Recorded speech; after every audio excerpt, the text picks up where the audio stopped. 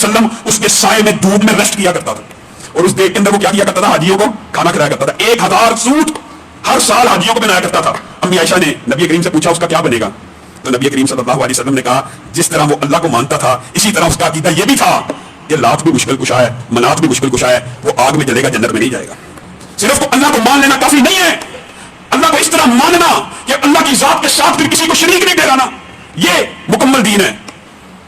ये अब्दुल्लाह बिन जुदआन जैसा नेक आदमी के लोगों के सामने अल्लाह के रास्ते में इतना हर्ज किया करता था, इसको जुबान रसालत ने जहन्नम की वईद सुनाई है, जन्नत में नहीं जाएगा।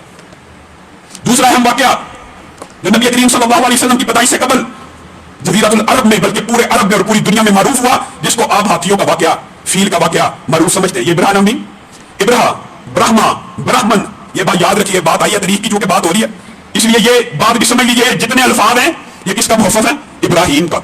हजरत इब्राहीम जद्दुल अंबिया हैं। आप ये देखिए कि ये नाम हमारे हमसाया मुल्क हिंदुस्तान तक ब्राह्मा का, ब्राह्मणों का, ये सारे की सारी एब्रीवेशन जदीद दौर के जो स्कॉलर हैं, डॉक्टर जाकिर नाइक, अहमद दिदात वगैरह, उन्होंने कहा ये भी इब्राहीम का मुहफ़्फ़ज़ है, बल्कि उन्होंने